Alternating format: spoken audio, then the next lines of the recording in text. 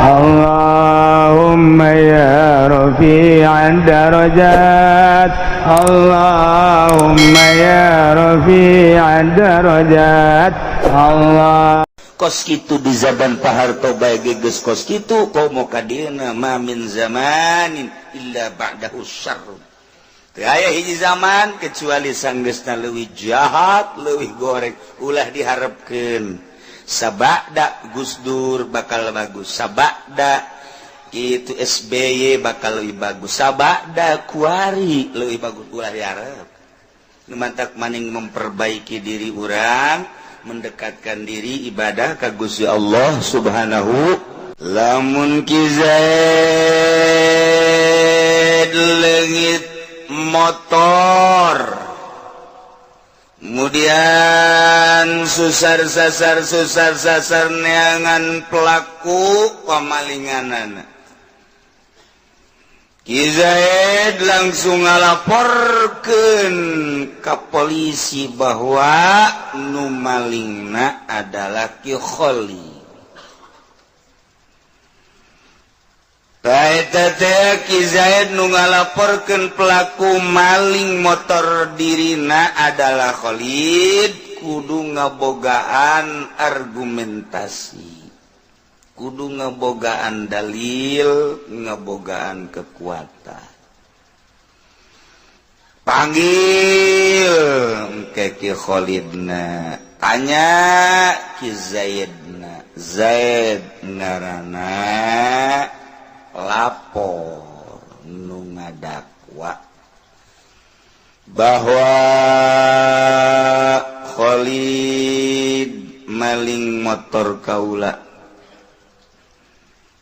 Sidiku polisi langsung diasupkeun ka kamar khususon ila ruhi. Zaid, ya, ini surat betul tanda tangan kamu bahwa kamu melapor kehilangan sebuah motor Beat? Betul. Biasa di jidah merenya itu bisa disebut Beat banyak. Lantas setelah itu kamu mendakwa bahwa pelakunya adalah Ki Khalid, betul? Betul. Berdasarkan apa kamu? Bahwa lapor dan pelaku malingnya adalah Khalid. Itu Pak, begitu saya ketemu dengan Khalid dia ngegerebek Pak. Apa itu ngegerebek? Dia langsung kaget lihat saya, langsung dia lari, saya kejar. Wah, karena dia mah cepet larinya dulu kan, dia mah pernah jadi atletis Pak. Iya balap lari tapi belum pernah menang sebetulnya, tapi kenceng larinya. Nah, jadi nggak keuber sama saya. Jadi dengan demikian dia pasti pelakunya. Atau tuh bisa gitu. Panjang kur sebab kapanggih haju lumpat bahwanya na pelaku, nah. Tapi tetap panggil mah panggil baik. Dalil kedua Pak, makanya saya menyangka bahwa yang melakukan maling motor saya adalah Khalid. Dia pakai serba hitam Pak, kaosnya hitam, petnya hitam, kecamatannya juga hitam, kemudian celananya juga hitam, sepatunya hitam. Kalau yang serba hitam begitu pasti maling Pak. Oh, di tempat pengajian juga kalau ada yang serba hitam gitu, itu paling Pak. Aduh, cek polisi macam-macam bahasa. Nah, iyalah permasalahan seperti ieu anu kudu diselesaikan, dibawa ke meja hijau, disidang seadil-adilna. Masya Allah. Iyalah cerita maling. Cerita bahwa Ki Zaid melapor kepada polisi bahwa terjadi pembunuhan di rumah saya dan yang terbunuh adalah orang tua saya pribadi. Saya lapor kepada Bapak bahwa ayah saya terbunuh, yang melakukan pembunuhannya adalah Khalid. Wah, eta Khalid kudu diteangan ku polisi. Satungtung can kapanggih mah eta Khalid terus bae diteangan ku polisi. Wajib polisi neangan pelaku pembunuhan tersebut anu ngabunuh terhadap Bapak Ki Zaid anu bernama Umar. Terus polisi atuh pasti kapanggih ku polisi mah lantaran lah sapira negara urang leutik.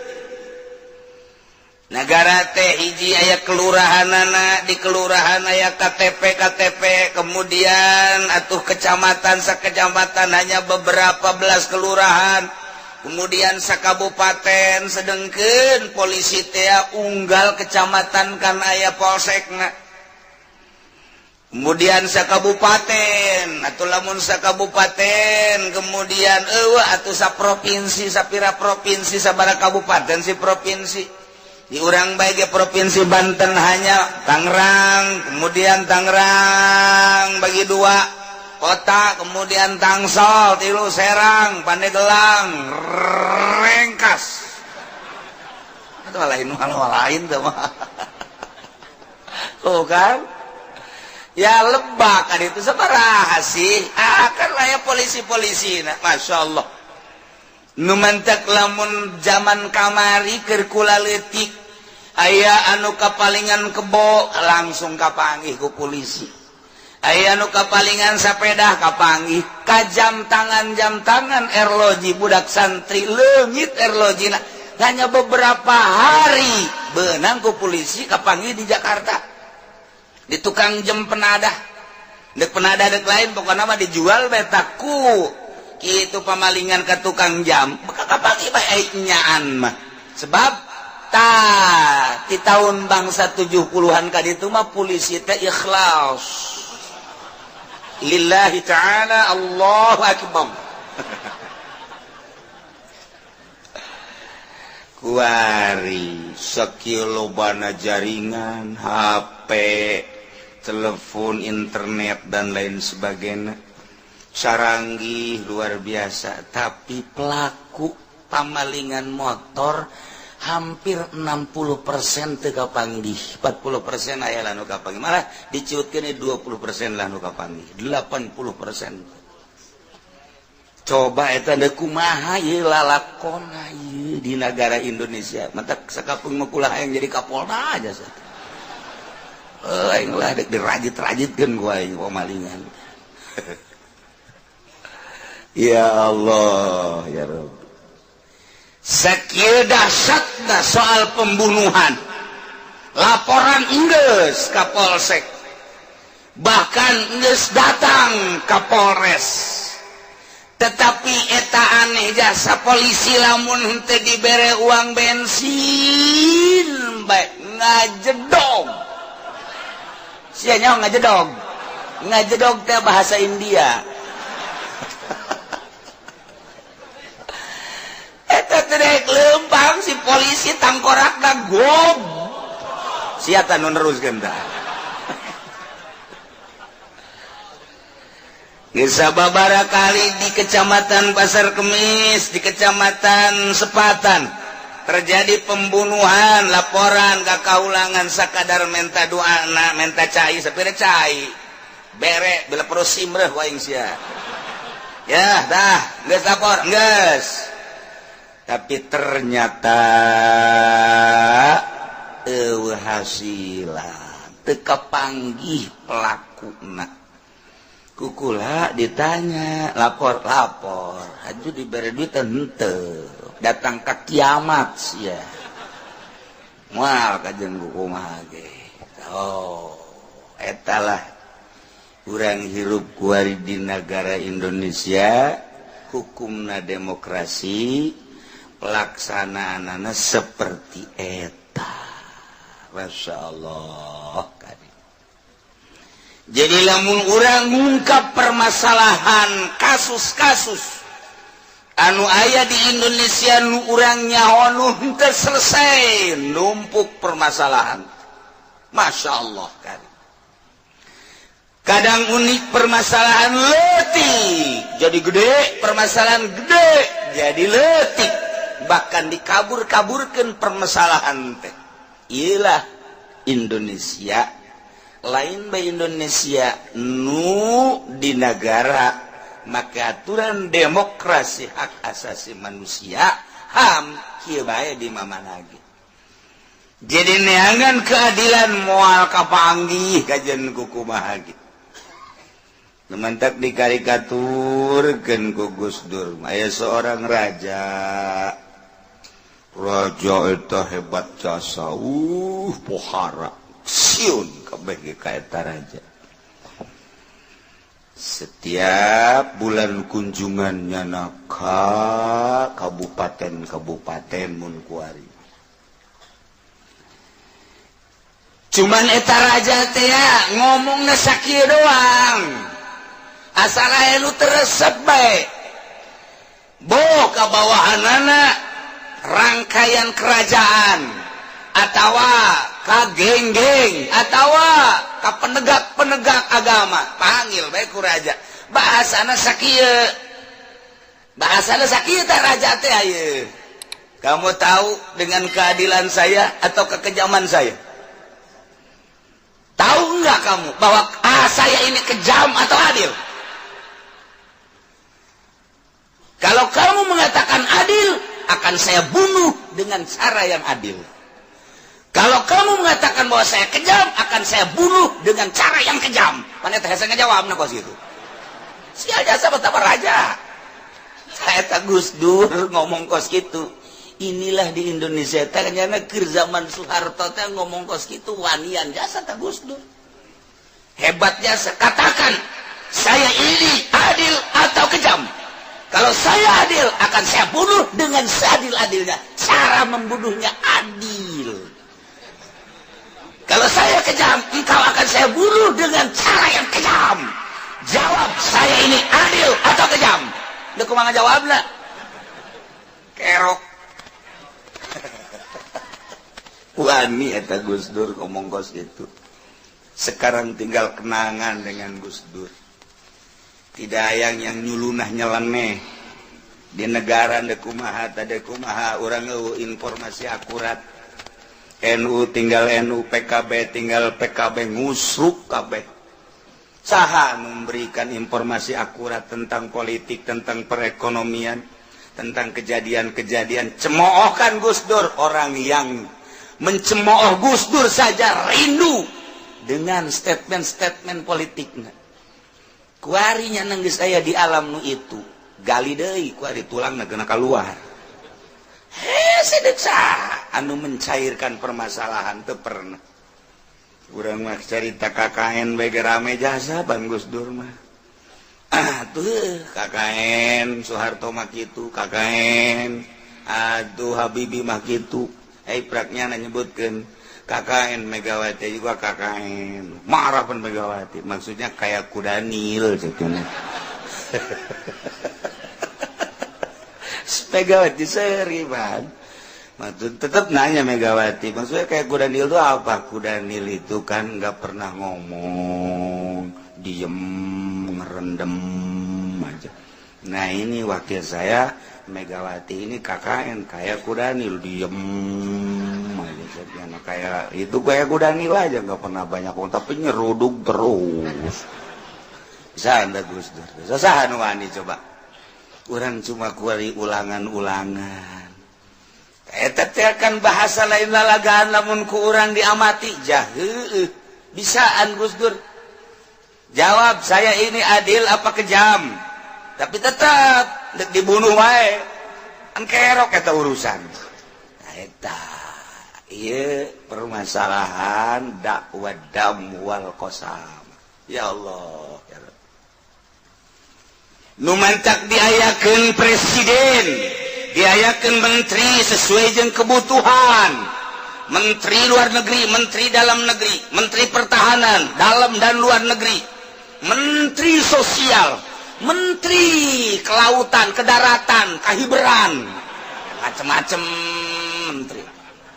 Di zaman Soeharto bakar da kebingungan nyeun porsi menteri, datang kaya menteri luar biasa segala.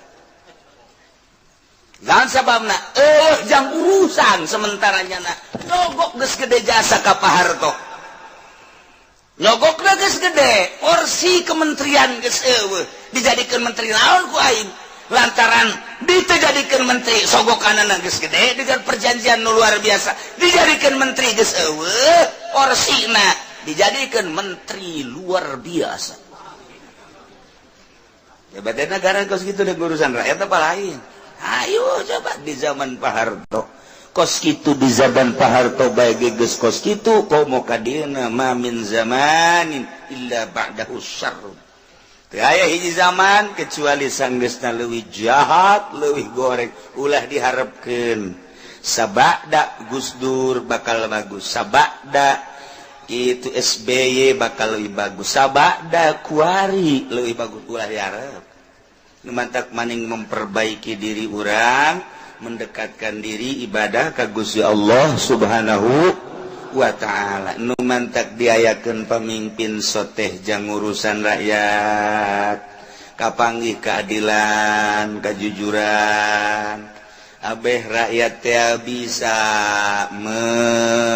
meluapkan aspirasi, dibere wadah jang supaya dicairkeun permasalahan teh DPR ngaranna ge Dewan Perwakilan Rakyat. Asal ngeunaheun urang lamun ngabahas tentang rakyat jeung DPR, nang urang milih partaina aya partai kuning tai, aya partai hejo dan lain sebagainya. Semaseri kuning tai atuh maksudna. Eta ndeka mana urang meluapkan aspirasi di sebenarnya silakan.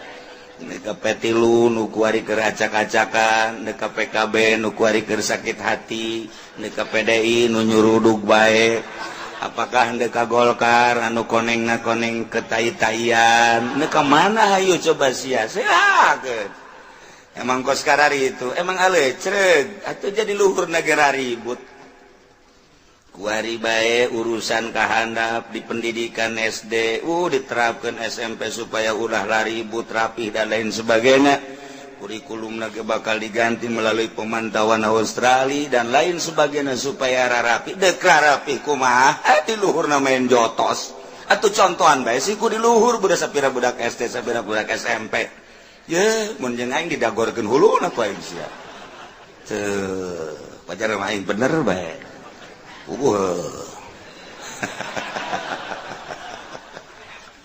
Yes, tadi ya. Mantak aya presiden yang melaksanakan rantingna kahandap geus mah aya menteri-menterina, aya gubernur, aya bupati, aya camat, kahandapna aya lurah. Pertahanan dalam negeri politik, polisi pertahanan luar negeri ya ABRI. Luar biasa. Aya kitu naon angkatan darat, angkatan laut dan lain sebagainya. Jangan jang rakyat gitu. Supaya rakyat teh tenang, tentrem, anu bergerak di perdagangan supaya dagangna bararagus, maksudna kan gitu supaya hara runtung, anu bergerak di pertanian supaya tanina hararebat, supaya hara runtung, anu bergerak di berbagai-bagai, misalnya kesehatan supaya ngarareunaheun, nu bergerak di berbagai-bagai naon ieu properti supaya ngeunaheun ieu dilindungi ku pemerintah. Tak eta maksud aya pamarentah teh kos kitu kan ngeunaheun ka hate urang. Kami atuh milih atuh aya kos kitu mah pilih atuh kami. Wadahna cek DPR, engke ku kami digodog, diangsongkeun langke ka pemerintah sebagai eksekutif, nyanalah anu bakal ngalaksanakeun. Cak pemerintah kami tersep jasa di negara kami aya jalan rogreg. Kami teu betah aya jalan teu bagus, kami izin jasa ka rakyat, lantaran rakyat eta pajak terus bayar tapi jalan teu bagus, kami ieu izin jadi bupati, izin jadi camat, diantepkeun jalan teresep kami mata jalan jore teh teresep aing izin make kenong di dieu goblok. Eta kos kitu tah maksud pamarentah teh kos kitu. Ta eta Masya Allah kari tenang ceknya rakyat kami nungurusan zamaneh mah terus bayar pajak bulan hari bakal ditaikeun di BBM tenangnya tuh kan ngeunaheun urang aya nungurusan besi aya kesenjangan laporlah ke DPR olahlah di DPR laporkan kuari hasil TK pemerintah di daerah bupati di provinsi gubernur engke bakal turun keputusan anak kangenaheun nu mantak wajiblah memilih DPR lantaran DPR jang ngelola urusan kebutuhan masyarakat engke dilaksanakeun ku pemerintah kan ngeunaheun kan kitu tatis asana kana ceuli kana jajantung perasaan asa urang boga abah asa boga kolot urang teh bakal nangareunaheun prak beka nyataanana geus sabaraha tahun urang milih bupati Jalan Pasar Kemis ka Jati can nyorang rapi geus sabaraha tahun urang milih bupati di Pasar Kemis datang ka Cikupa Ambalaya geus tarolah tambah sapira daerah ieu Tangerang Banten kaditu hayang urang ngeundahan be ulah ngarem ngeng nyaho nabrak bae teu pernah bagus atut ku atutna rano ku ranona iraha ieu iraha bego aing menyampaikan aspirasi sia ya nah ieu keur carita dakwah damwal kosamah laporkeun ku urang pejabat mana nu kurang ngajar urang ajar laporkeun ku urang ikem habak iya lantaran demokrasi manu berkuasa adalah rakyat pemerintah aja melaksanakan kahayang rakyat nu mantak dipilih lagi ku rakyat naik ku rakyat turun ku rakyat kudu nama kos kitu urang dia tak sebenarnya mah lamun demokrasi mah jeung pemajikan ge naik da urang kanyana jeung turunna kumaha cak pemajikan eta demokrasi nu sabenerna mah eta sia maju ka mana bae ngomong teh macem-macem bae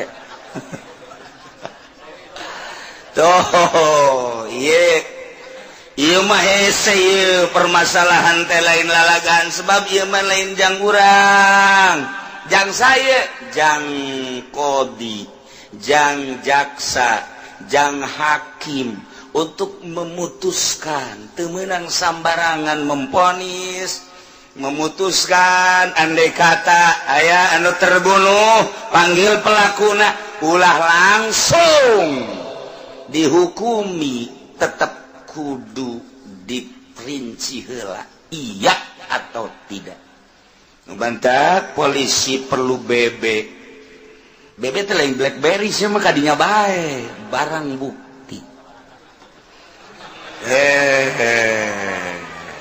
iya kudu diayakeun barang bukti lamun ngabunuh mun teu langsung dipoto atau aya saksi golok namana pesona mana kan laporan ke polisi kan polisi mah duduk manis nya nama di kantor teh nyaho saha pelakuna nu neuleukeun di lapangan siap henteu nyana dijadikeun saksi barang buktina naon na ieu lah engke bakal diadili seadil-adilna melalui hukum Al-Qur'anul Karim lamun mutuskeun hukum lain make Al-Qur'an wa man lam yahkum bima anzalallah faulaika humul khasirun faulaika humul kafirun jelema nu mutuskeun hukum lain make Al-Qur'anul Karim rugi jaga di akhiratna kafirnya na asupna na'udzubillah min zalik wa min zalik tuh urang kamari nyaritakeun tentang jinayat tentang kisos anu hukum-hukumna geus dijelaskeun motif daripada pembunuhan aya anu sengaja motif dari pembunuhan teh aya anu kesalahan motif pembunuhan teh aya anu semi ngahaja dalam penganiayaan terhadap orang lain aya anu memang dibunuh selesai urusanana nyawana aya anu sakadar celina, aya anu sakadar matana, anu sakadar bibirna, letahna, leungeunna, sukuna, sirahna geus diatur ngaran-ngaranna. Ketika seseorang melukai kepala, kedalaman lukana sabaraha geus diatur kamari ku urang. Waduh, lamun balikan deui ka handap geus angel jasa geus. Eueuh inget hiji-hiji aja. Wari lamun ulangan amun bisa 10 bae balik mun teu bisa ulah balik moal barali kabeh. Bingung aing mamere daharna ieu ka jeung. Ya nu inget hiji-hiji aja dua-dua. Masyaallah karim. Tatu-tatu anu kamari geus dicaritakeun na ieu teh nu bakal dikenakeun hukum ku jaksa ku hakim. Ketika menganiaya mata, ketika menganiaya hidung, ketika menganiaya celi, ketika menganiaya beuteung, ketika menganiaya leungeun. Kemudian leungeun ge aya nu saramo doang, aya nu 5 ramo, aya nu datang ka dieu, aya nu datang ka dieu. Ieu hukum-hukumna geus dijelaskeun, ngan ku ari mah neuk ngajelaskeun saha pelakuna, sameme diponisnya pelaku kudu dirinci heula. Teu meunang sambarangan. Masyaallah. Urang keur lembang gak panggih jeung hiji jelema je teh sendal aing dipake kunyana. Laporkeun ku aing ka polisi. Laporkeun ku urang nya dipanggil. Ajunyana kapan teu senang. Ye enak aja. Main lapor-laporin aja. Emangnya dia cuma dia yang punya sendal gini tuh saya juga gablek. Wah. Polisi gak bingung apa itu gablek. Kayaknya kayak dia aja yang punya, nggak bisa kan adu kekuatan argumentasi dalil. Iya nu ngalaporkeun bahwa eta teh sendal naon sia kekuatan dalilna bahwa eta teh sendal sia. Hayo ieu bahwa maneh teh ngaku lain sendalnyana bahwa ieu teh sendal maneh naon deui dalilna. Adu argumentasi, adu kekuatan, mana nu paling kuat iyalah engke diputus ku hakim. Masya Allah numantak iman lain lalawora ngaji teh hese. Sebenarnya itu kudu diaji majalin pegawaian urang. Teu kudu mantak hese sebagai ilmu masalah. Enggak masalah ya mah ngarokok, ngopi. Cek nu di luar ge teu kudu dibijan teh mah. Ya kali mah euker, eta aya euker mah geus benih mati bae terus geus.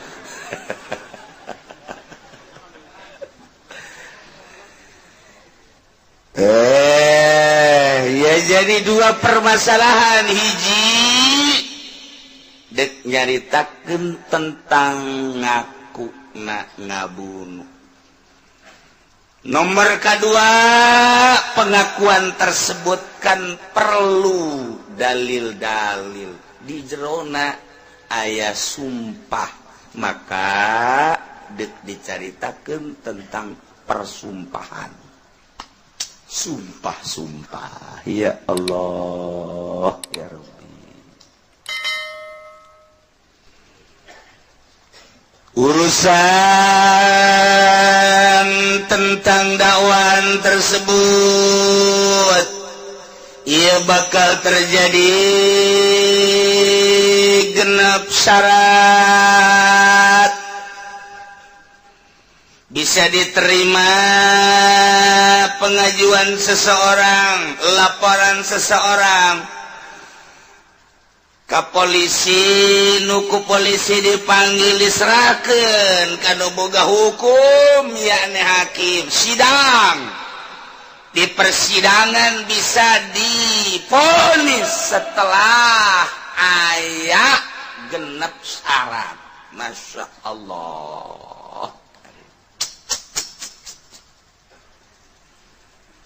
Yustaratu ayu pasila ma yad'ihi. Nomor kahiji, syarat nomor kahiji.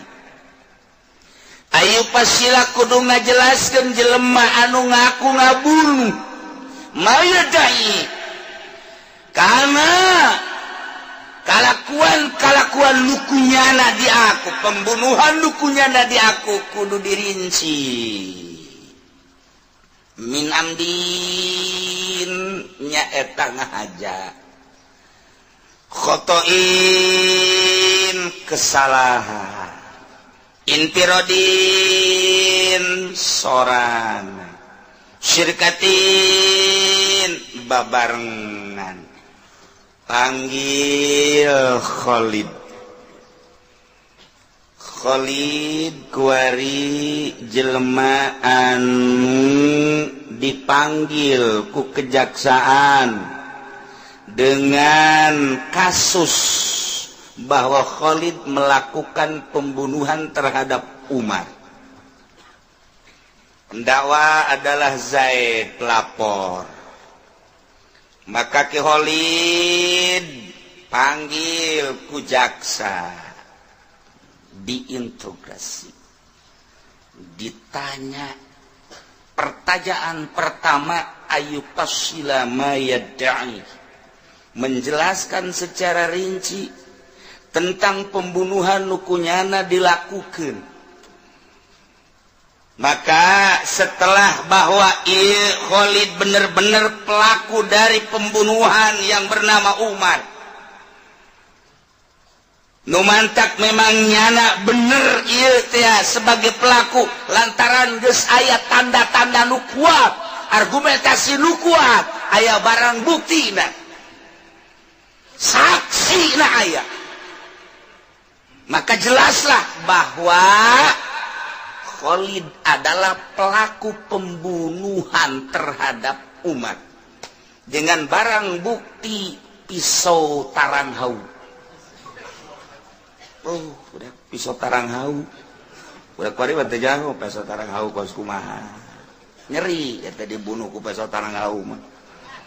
Bo, lantaran jadi tarang teh lain jelema bae orang hau ge tarangan. Budak kuari batu jauh budak kuari. Budak kuari mah teh nyahoeun hau lantaran masak nage kuari mah atuh di kitu naon ngaranna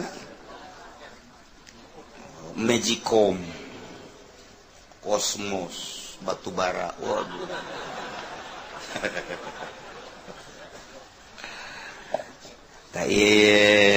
Setelah bahwa bener cek jaksa pelaku pembunuhan terhadap Bapak Umar adalah Khalid. Geus teh jelas pelakuna. Hiji memang aya barang bukti pisau, nomor kedua aya saksi-saksi. Kuatlah pelaku adalah Khalid. Nah, kuari. Geus jelas, tinggalkan dek diponis ya. Karena memang ia Khalid adalah membunuh terhadap Umar. Motif pembunuhan anak kudu dijelaskan. Syarat nomor kahiji ayufasila mayadai, merinci secara beber tentang pembunuhan nu dilakukan ku manehanana min amden, apakah aya unsur kesengajaan ngabunuh Ki Khalid terhadap Umar, apakah memang ieu pembunuhan teh khoto kesalahan teu maksud ngabunuh Umar, atau memang ieu teh syibih amdin jeung ngabunuhna teh bener-bener sorangan atau babarengan sabara urang, kudu dijelaskeun ku Ki Khalid. Tanya ku jaksa. Lantaran ieu jaksa kan hendak memutuskan hukum besi salah. Lamun salah engke kan pengadilan terakhir di Rabbul Jalil. Jaga dia yaumul kiamah. Wah, ujianana nu puang. Berat-berat tak jaga dia yaumul kiamah adalah jaksa jeung hakim. Eta mangke di akhiratna sarua jeung diturihan. Diturihan ke siksaanana. Sanggeus diturihan maka pesotra engke ditendenan ka dinya kunana. Set aju dibeleum, diturih deui. Disebutna hukum picis. Dikeset Kanjeng Nabi percis kos embe dikeset bae ke di akhirat. Hakim jeung jaksa mah keset mangkaning lain paeh pan embe onam dikeset kan paeh. Embe onam dikeset kan munding onam kan paeh geus dipencit ieu mah hirup-hirup kan dikeset. Set ku malaikat. Diturihan dia lain maksud ngeset teh pan siksa ieu. Terus teu bisa ngomong ku kumaha. Disaksian ku bang juta-juta manusia kos gitulah siksaan terhadap pemutus hukum ketika mutuskan hukum sakadaek sakahayang kita akur jeung Al-Qur'anul Karim kos di Indonesia hakim-hakim di Indonesia jaksa-jaksa di Indonesia lamun nyana henteu tobat atuh geus di akhiratna bakal dikeset ku malaikat hirup-hirup dikeset geus beres dikeset diterapkeun deui ka awak ge keset deui ke dituriha ke diterapkeun deui awak urang kulit urang ieu katedel saeutik bege saking nyeri da ieu mah dikeset hirup-hirup teh geus beres ditapalkeun. Masya Allah karim sakaratna ku Kangjeng Nabi dijelaskan hakim jeung jaksa mah percis okos adu dipencit make peso mintul kos gitulah dipencit digodot make peso mintul air raheut maraheut tapi kan teu daekeun tandes tah kos gitulah bangsa hakim nu urusan-urusan jeung hukum teh seperti eta asal ngahukuman nu lain make Al-Qur'an geus kos kitu bae masyaallah nu mantap kadang-kadang masieun urang teh rempan satu sisi urang butuh penegak hukum di sisi lain saha nu bisa negakkeun hukum boro-boro urusan-urusan kitu sogok-sogokanana ieu urusan hukum ge geus kaluar ti aturan masyaallah mun inget kadinya hirup di dunia mangkaning moal kebal tinggal salengkah deui urang bakal pararidah ka alam itu alam anu terus urang diuntit ku amal urang mimilu we ka urang bagus kadeuleu bagusna goreng kadeuleu goreng nu milung ke di alam barzah datang ke alam akhirat teh iwal ti amal urang kadeuleu ku urang sorangan amal hade jeung gorengna na ieu sing hararade ieu urang lamun inget karija rempan biasa sih staratu disyaratkeun layu pasila ngajelaskan secara rinci jelema anu ngaku ngabunuh pelaku pembunuhan setelah diintegrasi diadili nyana bener geus ngaku bahwa nyana ngalakukeun kuari kudu ngajelaskeun tentang motif pembunuhanana apakah memang ngahaja engkekan hukum kumaha mun ngabunuh ngahaja keputusan hukum sanksi apakah memang ieu kasalahan atawa memang ngabunuhna sorangan kan beda apakah ngabunuhna sirka rejengan ieulah kudu ngajelaskeun pelaku pembunuhan tersebut di hareupeun jaksa masyaallah fa innat laka maka lamun nyana ngaitlakeun teu merinci tentang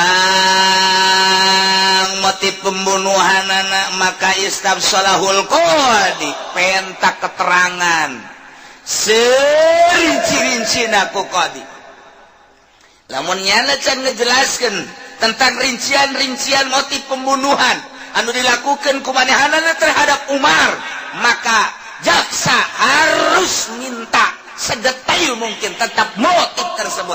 Andai kata hari itu tidak bisa memberikan penerangan secara rinci, pendek, besok mulai diadili deui. Isuk lecan ngejelaskan tentang motif pembunuhan secara rinci, tangguhkeun deui sampai 2 hari. Istabsalahul qadi. Masya Allah. Sampai nyana bisa ngajelaskan tentang motif pembunuhan. Wakila cek sakal may yuridu anhu, nembongkeunlah qadi terhadap pelaku pembunuhan, bisa make pancingan-pancingan. Kos gitulah tentang jaksa, tentang hakim.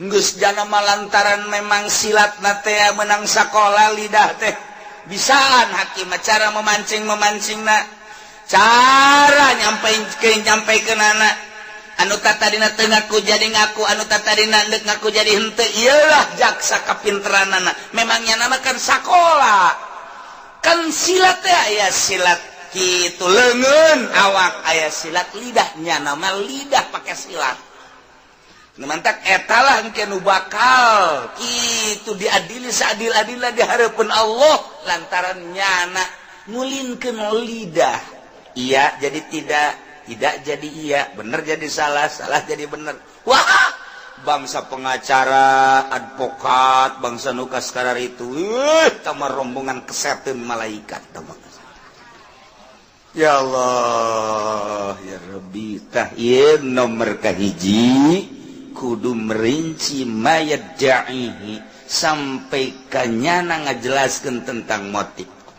lamun memang engke dijelaskeun bahwa nyana ngabunuhna sengaja berarti aya perencanaan wah berarti menggeus luar biasa engke sanksi kena gedena satu perencanaan kedua kesengajaanana nyana geus kajelaskeun kitu tinggal saksina nu kamari sanksi lamun memang motif pembunuhanana khoto ieu mah kasalahan sangsina engke kumaha kemudian nyana ditanya ieu ngabunuhna sorangan nyana geus bisa ngajelaskeun kenakeun sanksi sakumaha kamari lamun nyana ngajelaskeun bahwa motif pembunuhanana ieu adalah babarengan sabaraha urang nyana babarenganana mungkin duaan mungkin tiluan mungkin opatan sabaraha urang nyana kudu ngajelaskeun nu mantak boro-boro ngabunuh maling benang hiji benang kabeh benang si Edi maling besi di pabrik benang sapeting aja ditanya ke polisi jadi kamu nyolong sendiri apa berdua cicing bae kamu sendiri apa berdua apa bertiga sih cicing bae sendiri apa berdua bertiga jiwil ku polisi ayo ngaku kamu sendiri apa berdua nih kuping kamu copot nih biarin sampai copot aja jangan begitu cek polisi ntar gua goreng lo kuping lo kalau copot kan ntar digoreng kayak kuping kambing ayo ngaku polisi itu bisa ngaku berdua apa masih apa sama anak bapak yang bener lu macam-macam aja lu udah jangan dikembangin lah kalau gitu pada sial polisi juga udah keluar dah lah yang bahaya berat ini mau begini mah tuh aduh kayak garemet 2 3 4 5 benar kos gitulah cerita soal ngebunuh ketika nyana rejengan maka memeh aya kabeh pelaku tersebut ulah waka diponis Fa'in atlaqo istabsalahul qadi beri pengarahan supaya nyana ngaku rincianana terus ku qadi ku jaksa terus supaya nyana timbul pengakuanana ieu nomor kahiji nomor kedua wallahu a'lam billahi minasyaitonir rajim bismillahirrahmanirrahim faslun wa tariqilahiki kubasa sawiji fil janini guratun ikut tetaping dalam 2 hubungan utawi hamba ingin pasal mayitan namun naima pisah ya janin halimati bijinayatin kawan sebab jinayah fi hayatiha dalam urip ummu au mautiha atawa maut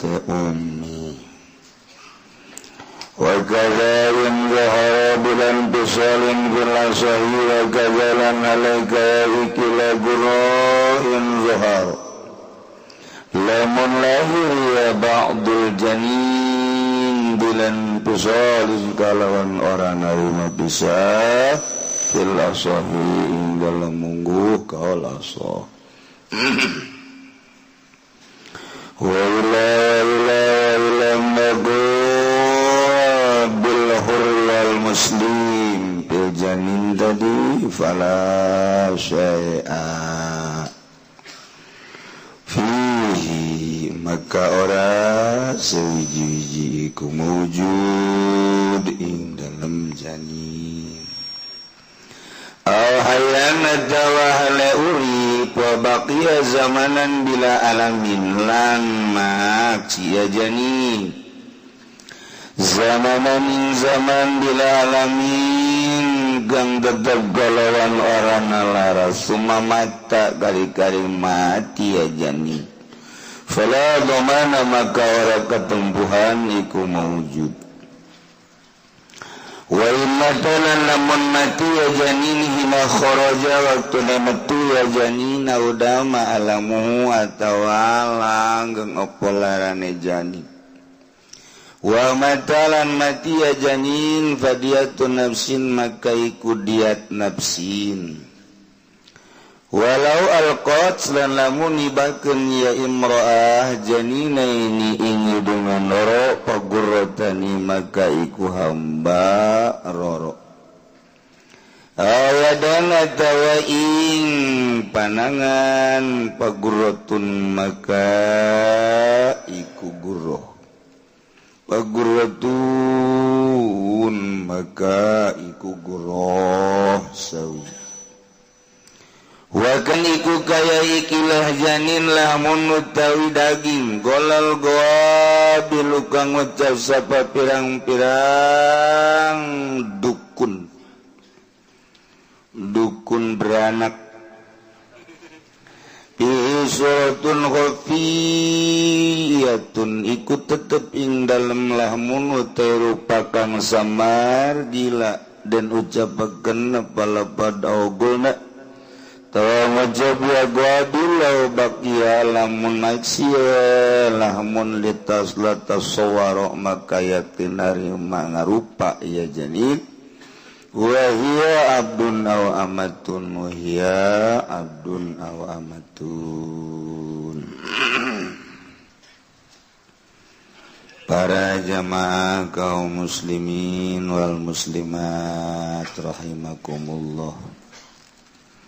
Alhamdulillah sabada urang libur saminggu urang masih keneh diberi umur ku Gusti Allah modal jang nambahan bekal ibadah ka Gusti Allah urang gunakeun umur urang memeh urang datang ke ajal dipake ngabakti ke Gusti Allah Subhanahu wa taala abe ketika orang maut orang geus boga sisimpenan urang ka Mekah urang ka negara Batul lamun urang mawa bekal rada tenang asaya jang ngabunta bantu tanaga i cacak-cacak di dunia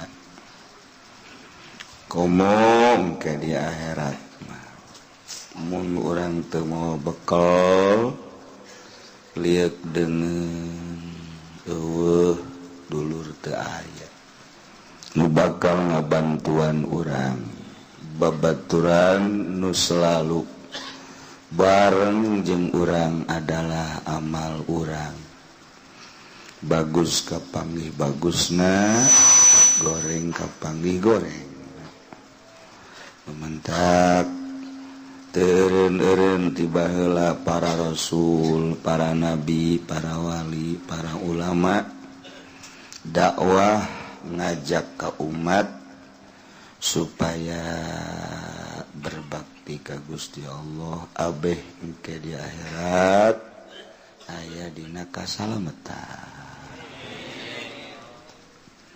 Sepuguh kafir mah munafik mah musyrik mah sing jarungkel ajero neraka.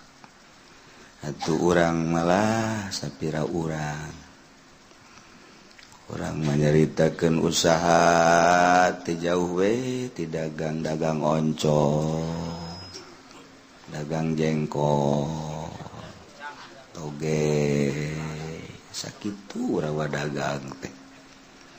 Jadi geus jararauh mudag bangsa kafir. Kitu keneh urang kampung makos urang atuh nyaritakeun jabatan paling jago lurah ribut kitu ge. Beak 1 hektar eureun jadi lurah hutang 1 hektar. Geus. Antak urang mamandingan pake berbakti ka Gusti Allah Subhanahu taala sing harade salatna, puasana, zakatna, hajina. Dia contoh geus loba jasa nu miheulaan urang. Aya anu bapa geus maot, emak geus maot, malah aya anu anak geus maot, incu geus maot. Geus puguh tatangga urang kawauh jeung batur urang mah urang ge nu kuari mang anu maot, bapa anu maot, bi anu maot. Engke maka urang batur mang haji anu maot bakal kagiliran. Sok ngabayang-bayang di jero kuburan ngeunaheun meureun teh di jero kuburan. Nikmat bari di jero kuburan. Anggelan, kasuran, AC. Ya Allah, ya Rabb. Nu kuari kurang dimulai awak kurang teu meunang panas saeutik make kipas, teu meunang panas saeutik make AC. Engke mah di jero kuburan boro-boro aya AC, boro-boro aya kipas, angin ge angin. Dibayang-bayang ku urang tah di jero kuburan teh seperti kitu. Ya Allah, nu ngabateran urang, salat urang, haji urang, puasa urang, zakat urang, amal-amal bagus urang, ngabaturan ka urang nu bakal ngabaturan nentrem kitu. Nabila mengurang guari maksiat hatuh batur urang di jerona keur mah urang poek sararempit ai torojol nu ngabaturan nya hideung nya bahu ai ditanya horenganan eta pagawean urang diceknya na kula moal indit-indit deuk bareng bae terus datang ka mahsyar ge geus atuh sia indit ka itu moal kula terus bedek milu bae. Itu isi aing kanyawan ku batur deuk isi deuk henteu ceuk aya bedek milu bae terus. Sia asa eta nu nyedekeun mbak teh. Aduh ya Allah. Aduh aya sih hade. Tadi dia dengan musonib perek nerangkeun masalah diat patali jeung janin. Janin teh widungan cek bahasa Jawa mah. Cek bahasa Sunda mah ieu adalah rereuneuhan.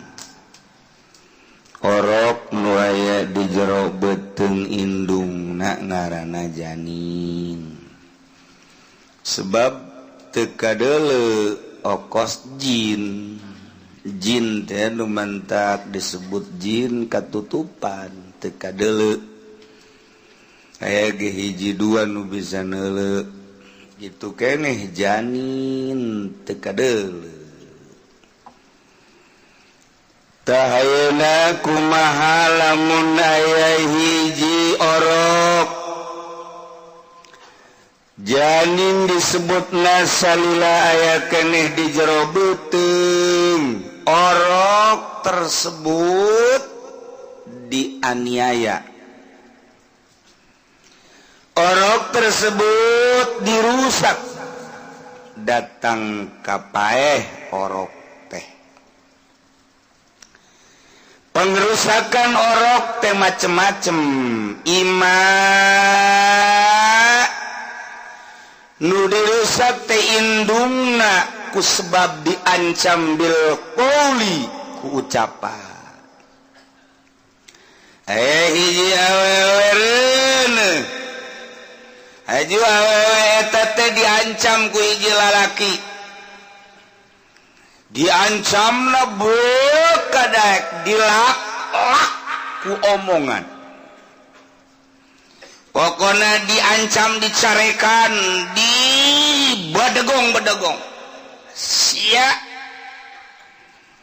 lamun teu nurut ka aing pokona digantung sia ku aing, diracun sia, bajeburkeun sia ku aing. Pokona mah beak dicarekan, pan aya awewe mah sensitif. Awewe mah hayangna di alem bae. Teu beunang we awewe mah kacarekan saeutik. Sayur bae lamun kurang di alem, ieu ngeunah amat sayur buatan sa padahal mah teu penting ngeunah. Geus dijimpret bae nya apa. Dijipret bae. Masyaallah. Emang ngeunah ka? Ih, lain ngeunah-ngeunah deui sayur asem. Buatan saha? Iya tuh buatan saha deui jauh saha. Ngeunah-ngeunah tinggi sih sayur asem, masyaallah.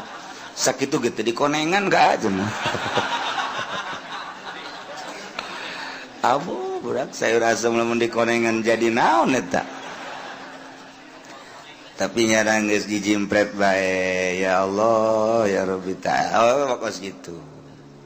Hayangna di alam sensitif.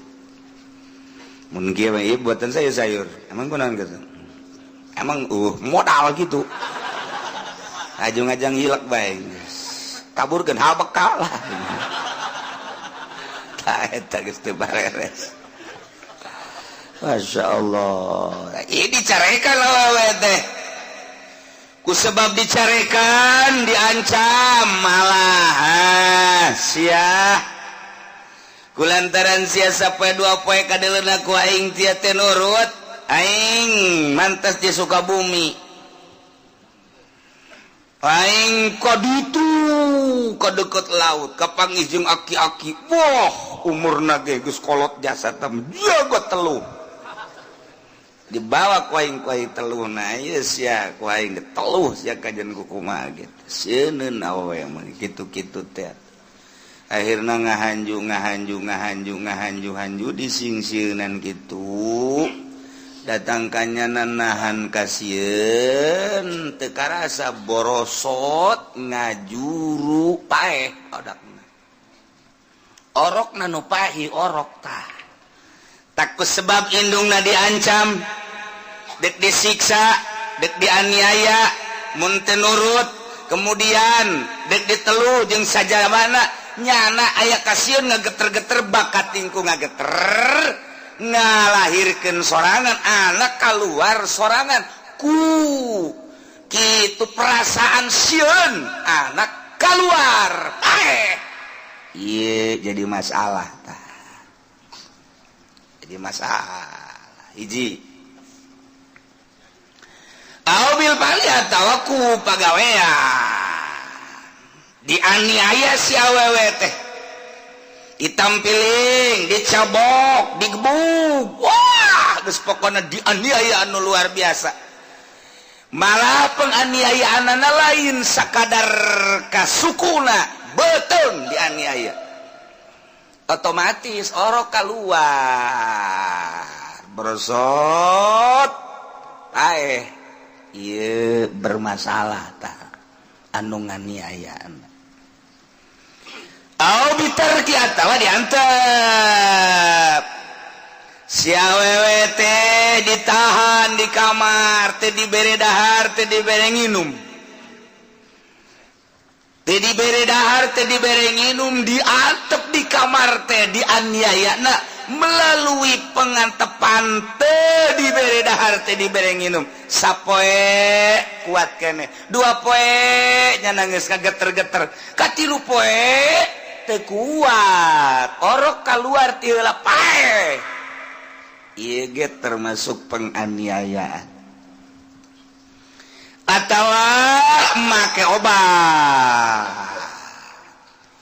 Si awewe ngahaja dititah nginum obat ku hiji jelema supaya keluar orokna. Dipaksa supaya diinum. Otomatis diinum ku si awewe, keluarlah orokna paeh. Iyalah bermasalah. Eta keur carita jeung batur, kuari jeung salaki sarua bae. Salakina boga pamajikan, pamajikanna keureuno dicuarekan ku salakina. Bebeakan dicarekan datang ka ngegeter-geter, ngajuru atawa ngalahirkeun ku sebab dicarekan ku salakina. Paeh anakna. Ieu ge salakina bermasalah. Atawa salakina ai peutingna budak awewe teh pamajikan digalemuhan ai beurang ditampiling. Pan ieu teu kenal ieu nu kos kieu, biasana nu nyandung ieu nu kos kieu tah. Wah. Ditampiling, dianiaya, digebug. Loba we anu kos kitu teh. Waalaikumsalam. Waalaikumsalam awewe. Gimana ya?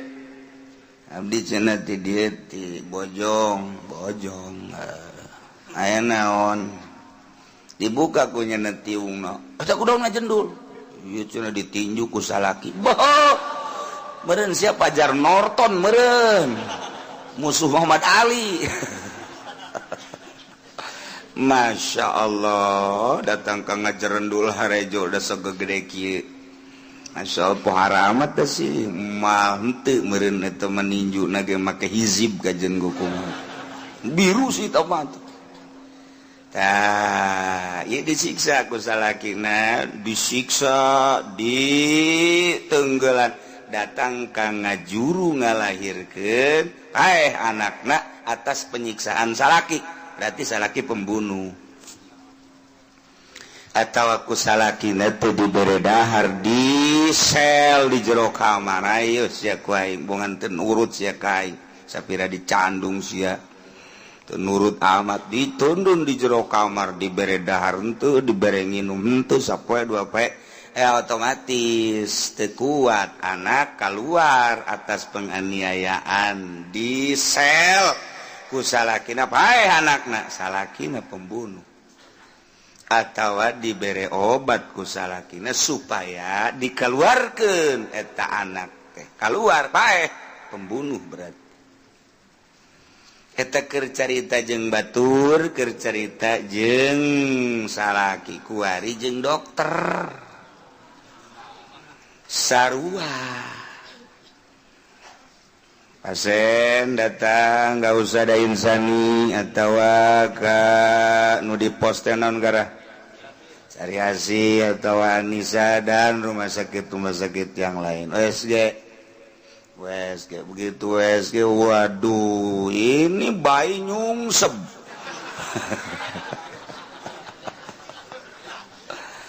Bayi ini posisinya nyungsep ibu, ini mah satu, kedua ada tambang naik ke atas, budak, ada tambang ini mah kayak digantung, ibu ini mah, waduh, udah bahaya besar bu, nah gimana? Wah, jarang yang selamat, yang udah yang begini mah koit semua bu, waduh, ini harus bagaimana? Ya nggak tahu saya juga. Pokoknya yang udah begini mah pada mati. Ibu-ibu udah siap aja dah lah pokoknya. Anak yang keberapa ini bu? Ini yang anak yang pertama. Waduh apalagi yang pertama. Udah saya nggak tanggung jawab dah pokoknya. Terus sono pulang dah.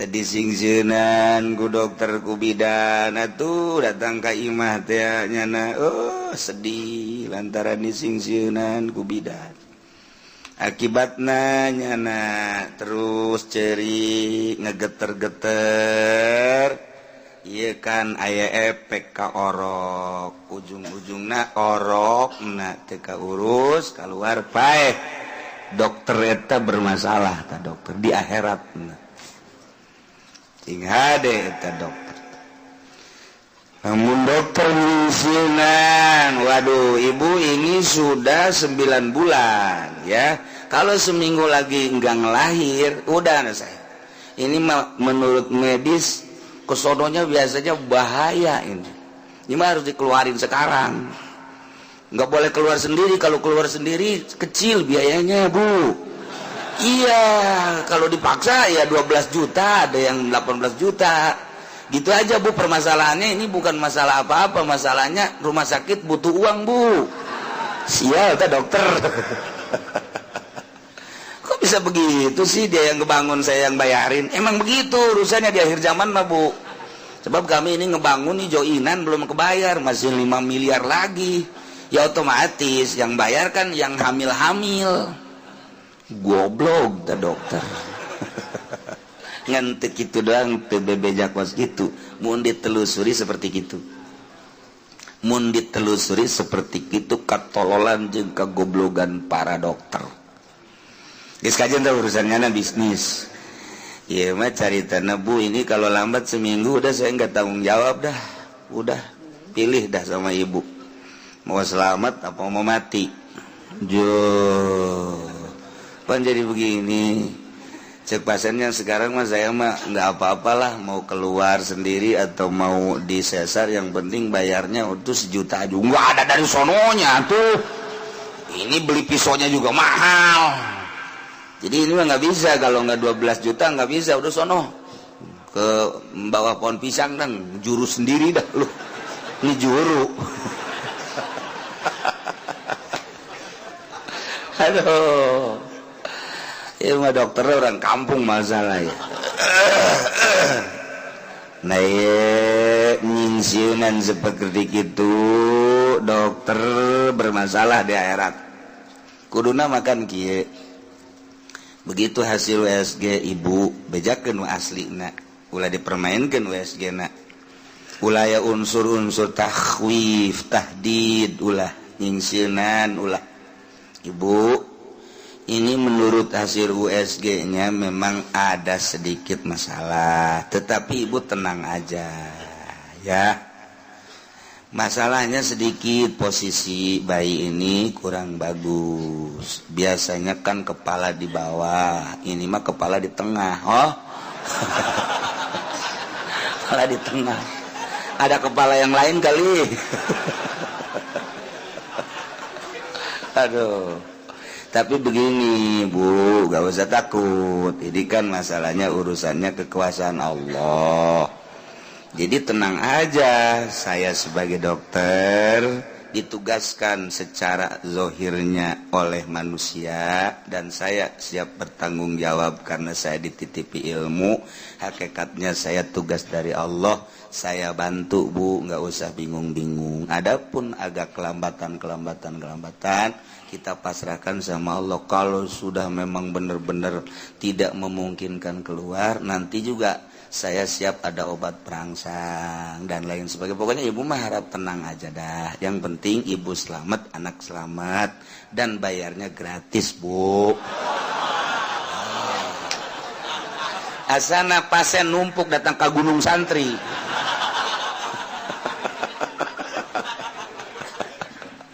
Nginahin nginahin pasien ge kayak promosi pasien budak dari itu bae kabehan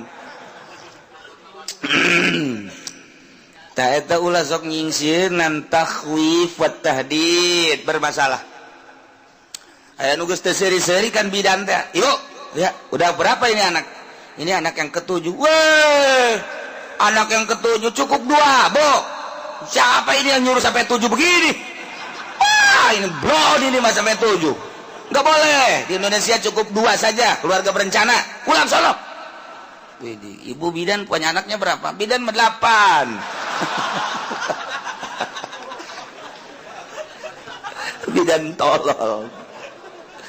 Aduh, Masya Allah Karim.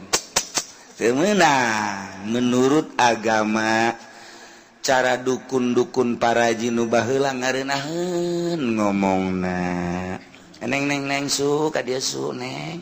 Calik-calik di dia neng. Kieu kumaha diusapan biasana nek ngalahir mah koski dibantuan ku emak. Ya, tenang bae tenang.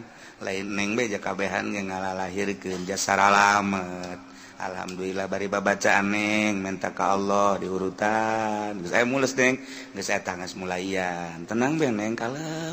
Ulah boga pikiran ku kumaha. Tenang neng nak ke kumaha dibantuan. Kumaha embun-embunana dipangniupkeun neng gitu. Sagala ditiup embun-embunan. Sagala dukun misalan eta ngaranna ngabebenjokeun. Ngabebejokeun abe tenang. Oh, tah aya karasatis atuh aya pasti ja angin. Nginain madukun terus bari pencetan bari baca neng bacaan minta ka Allah urang Allah orok nagenu Allah atuh nu ngaluarkeun ya Allah mamalangan saukur sebab doang ngabantuan doang hayu tunggunaheun ulah boga pikiran ku kumaha ngeunaheun madukun teh eta meunang ku bidan. Tidak boleh madukun tradisional ikut campur tangan pugu eta bidan ge baheula keul kaluarna meunang madukun. Nya na teu meunangkeun goblok bin bolon. Heulah nagara teh ya lain hayu dimajukeun.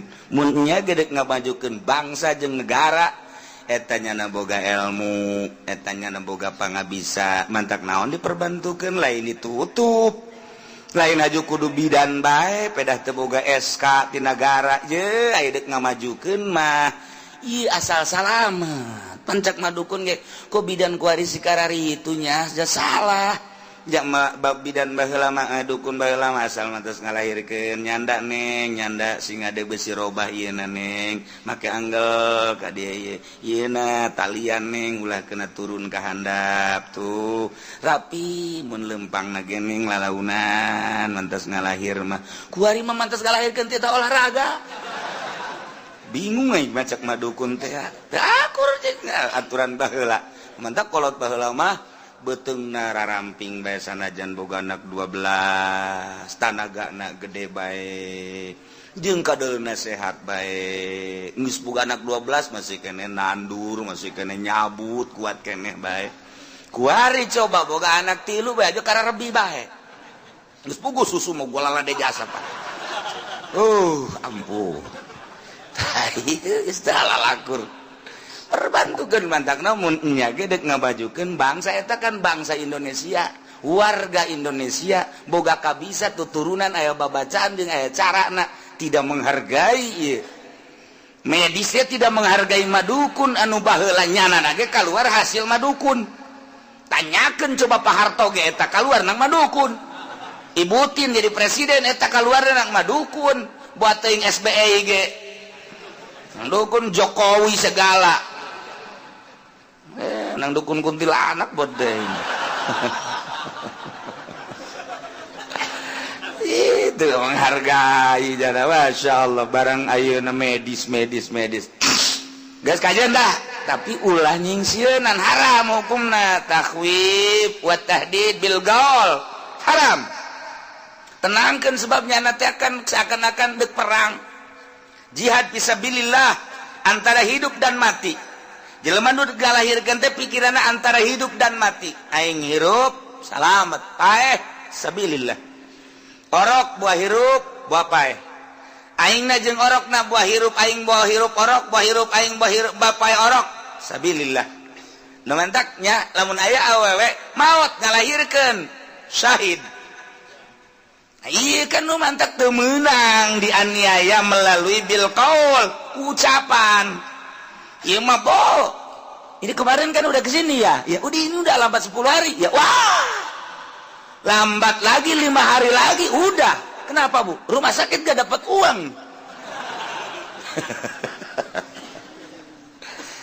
ngeunahkeun coba omongan anak itu atau ku pagawean atau aku obat.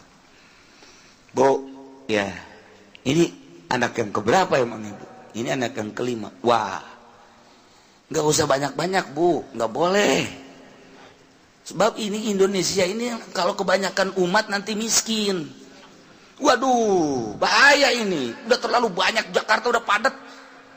Tangerang juga udah terlalu padat. Tambah lagi sama anak ibu, lebih padat lagi nanti.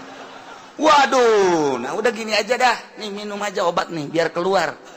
Nanti itu gimana? Udah mati-mati nggak apa-apa dah pokoknya mah. Bere obat supaya pae. Dokter ngebunuh. Atawa awewe nanuhaya.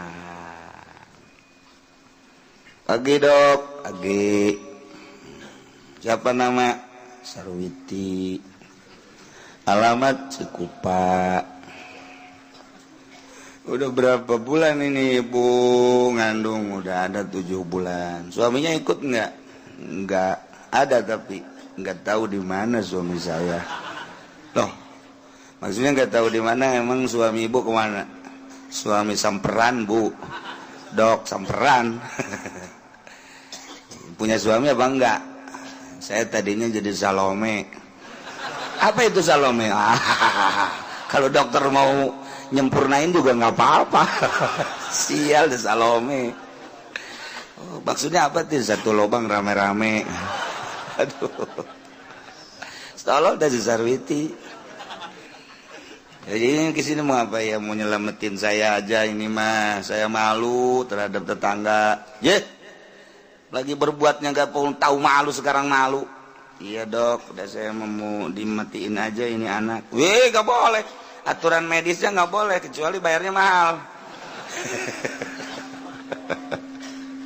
Di Jakarta kan aya dokter mal dibejakeun kekurangan dokterna anu sok ngaluar-ngaluarkeun eta.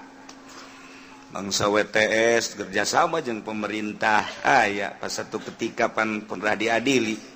Tapi disalametkeun. Dokter tersebut selamat, padahal kan dina aturan undang-undang nama tetap baik kudu dihukum sebab pembunuh. Tetapi karena kerjasama ya masalah. Eta kan rame sekian tahun ke tukang dokternya hirup kene kuari ge nya nama namun aya WTS, namun aya wanita penghibur malam tah ramil eta kadi.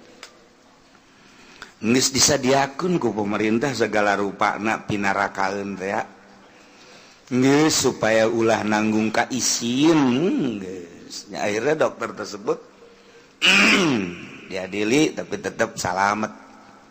Nu hiji deui eta mah kan Kristen dokterna, nu hiji mah dokterna Islam. Sanggeus tanya ngaluar-ngaluarkeun mungkin geus puluhan atau ratusan kabelah dieuna ngadengikeun pengajian si dokter teh. Cerik akhirnya nyana merapat ke kiai terus ngobrol tobat tidinya eureun tina aktivitas dokter kandungan geus eureun banyak namun geus sebab teu sepi-sepi tina urusan penganiayaan terhadap bayi. Minimal eta nyingsieunan kabelah dituna atuh ngaluarkeun aya faktor kesengajaan dan lain sebagainya. Akhirna nyana tobat kuari ge hirup keneh geus teu melu. Geus nyana mah kuari ibadah 2 dokter. Ngaranna ge tertera atuh. Geus eta mah carita doang. Nah ieu mah lamun dawuh bidan ge kesulitan lantaran kuari manggeus ka bidan. Dokter ge kesulitan, masyarakat teh geus kadong percaya urusan medis, tetapi tata carana kudu ngangeunahkeun lah bidan jeung dokter. Ieu aya masalahna di dieu. Seorang wanita merdekatur muslimah otomatis janinna ge nuturkeun indungna berarti merdekatur muslim. Ketika janin tersebut diurus dengan jinayat indungna nu dirusak imma disingsieunan sehingga merojol keluar wa imma dicabok dianiaya dipopoan keluar atau diantep ditante dibere dahar teh dibere nginum atau melalui obat paeh keluarna orok ieu nu nganiaya fi diatil janin gurroh nyana wajib kudu bayar.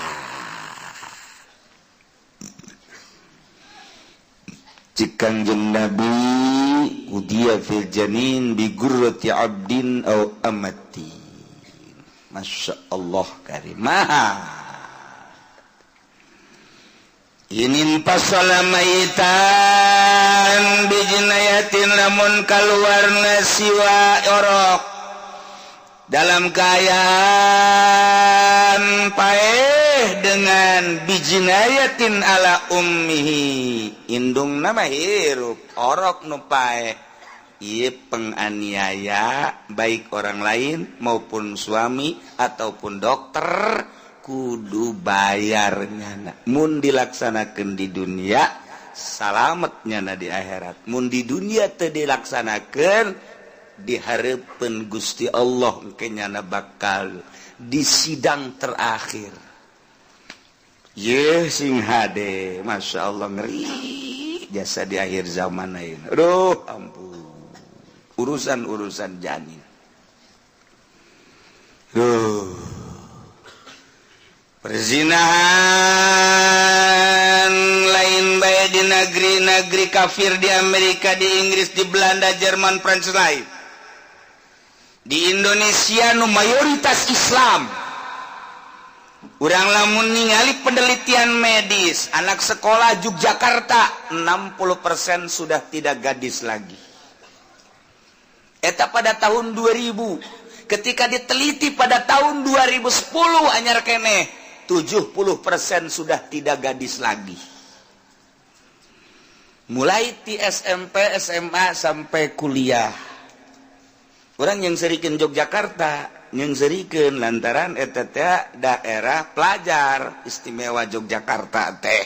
Nu ti mana mendi datang ka dinya rek naon gitu ngaranna merauk pendidikan sebab di ditulah anu dianggap komplit mimiti PAUD TK datang ke SD datang ke universitas milih neuk jurusan naon bae Yogyakarta ieu DIE istimewa lu lain lalaga tapi ternyata pergaulanna geus seperti kos kitu seuri kabeh barang diteliti di Tangerang horeng 70% wih di pada bae ge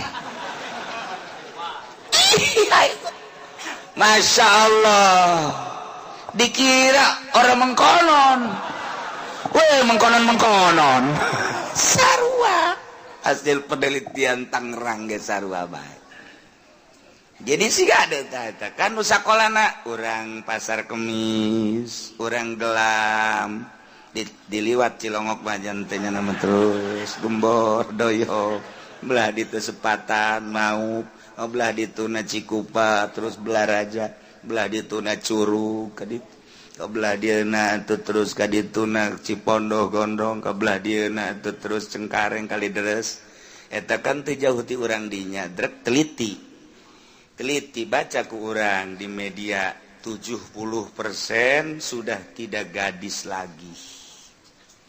Masya Allah.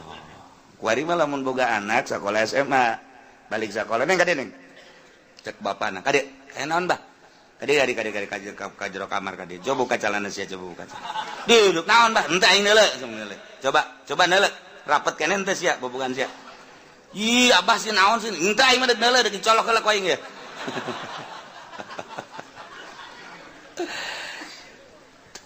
Gusti Allah mah ndek kumaha teu kituna coba ayeuna lantaran pergaulan geus bebas jana jeung babaturana geus buguh boncengan balik sekolah aju lamun belajar bersama teh naon ngaranna belajar bersama teh sapeuting belajar bersama naon ngaranna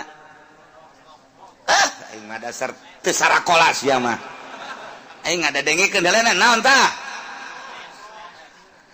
les les belajar kelompok dan lain sebagainya balik jam 1 balik jam 2 emang belajar encan camping ka ditu 3 poe 5 poe boh emang kumaha gitu cocodot jeung cocodot Masya Allah Karim nah iyalah encan jeung guruna deui emang guruna santri pan lain sarua aja guruna ge jurig aya nu kaluar budak sakola teh pan bebeja ka kula pindah cenah kiai sakola emang ganggu ku guruna bae cenah bisa kitu guruna aya ngeunjasong hampir-hampiran bae kamari geus ditumpakan cenah ku guruna ya Allah pindah emang aing teh nyaho aing nyaho sebab laporan kabeh ka aing jelema setan jurig laporan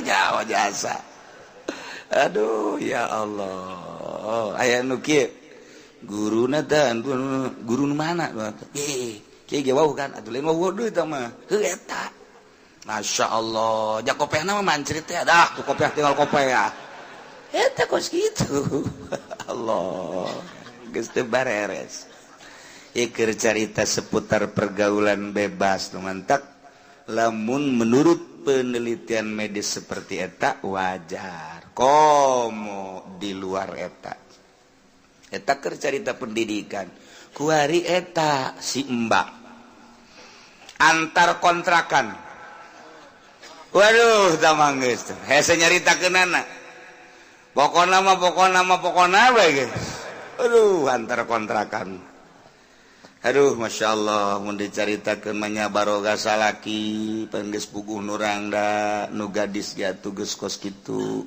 hese nyaritakeunana sangkilang deukeut ge jeung kolotnyana aya kasieun maling-maling komo ieu mah ti Jawa Tengah ti Jawa Timur ti seberang datang ka dieu Masya Allah Karim jauh ti indung jauh ti bapa pendidikan agama eueuh kebutuhan loba jasa birahi naik atuh da kumaha deui aduh ya Allah ya Rabb aya anu saya mazal dibayarin kontrakan aja sakeuna teh udah badan saya gratis ambo budak kata bobogaan apem di ojol jeung kontrakan kau mau dek balik mata bangsa dek puasa dek lebaran gitu ya Allah ya Rabbi Waalaikumsalam. Dari mana Mbak? Saya aslinya Seberang.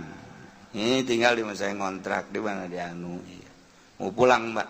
Saya mau pulang atau enggaknya mau nggak jadi masalah. Tapi ini saya harus bayar kontrakan. 6 bulan belum dibayar. Tolong cariin Pak Kiai siapa yang mau sama saya. Yang penting saya mau bayarin kontrakan aja lah. Maksudnya gimana? Ya memang nggak paham sih Kiai itu.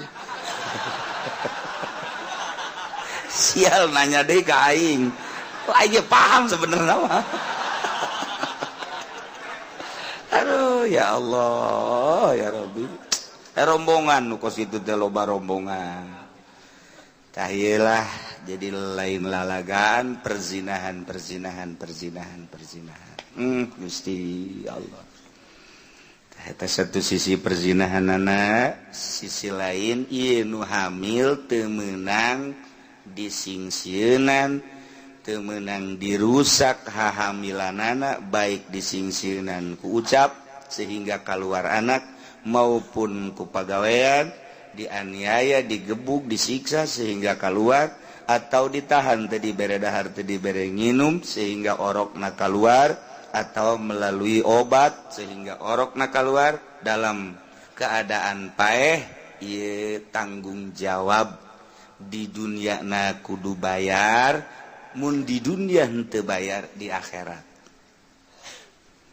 mentak lain lalagaan geus sababaraha bidan ahli kandungan dokter ahli kandungan lain lalagaan lillahi ta'ala ya nyana datang ka kula kabelah dieuna dibere nu salakina boga panyakitna hese di obatan seorang bidan kaliber nu tadina boga kalakuan seperti itu jatuhna kuari ka salakina teu bisa diobatan panyakitna aneh. Aya anu menimpa ka dirina sorangan, aya nu dibere puyeng bae kakolotnakeun teh teu puguh rarasaan. Lain hiji lain dua bidan nu datang ka kaula seperti kitu kaayaanana, nu salakina anu dirina boga panyakit nu sulit ditangani, aya anu puyeng bete puguh rarasaan. Pokona mah ku kalakuannya nata tadi na menganiaya batur, engke ge bakal balik penganiayaan tersebut ka dirina sorangan. Nah, ieu kakarak urusan-urusan di dunia anu langsung ti Gusti Allah. Tetapi tetep bae mun can dilaksanakeun aturan syariatna engke di akhirat bakal diselesaikeun.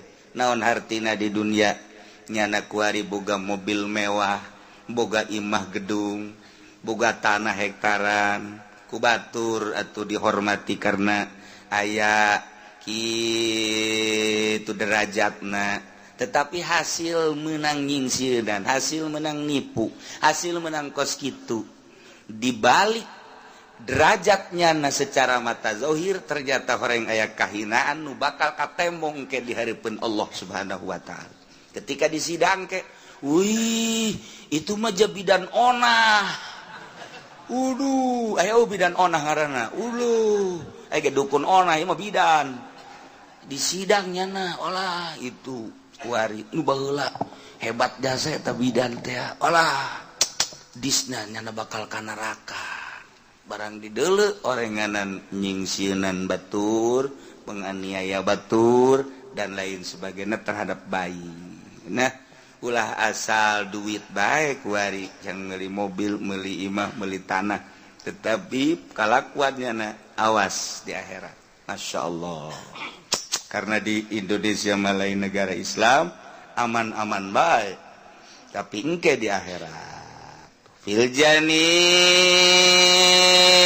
gurratun dina urusan diat orok nu aya di jero beuteung wajib kudu mayar guro seorang abid atawa hamba inin pasola maitan lamun keluar si janin si orok dalam kaayaan pae biji nayatin ku sebab penganiayaan pihayatiha dina hirup indungna au mautiha atawa indungna ge pae sarua ku sebab dicak-cak didalak janana ge teu kuat pae nya anakna pae nya indungna pae akibat disingsieunnan ieu ge bermasalah dua berarti atawa disiksa makna anakna atawa diantep teu dibere dahar indungna pae anakna ge pae atawa ku obat indungna mabok obat anakna ge mabok obat pae sarua bermasalah. Wa kaza in zuhara bilan pisalin pil asohi kitu kene sarua bae dina pada wajib kudu bayar gurohna yakni seorang hamba ketika orok kaluar ngan kaluarna sebahagian doang bilan pisolin encan pisah orok kakara kaluar doang sabeuheung doang geus kanyahoan orok teh paeh akibat tina penganiayaan seorang, akibat tina penganiayaan suami, akibat penganiayaan dokter, akibat penganiayaan tersebut encan kaluar kabeh kakarak sapotong doang geus dinyatakeun pae il asoh ieu ge sarua bae tanggung jawab.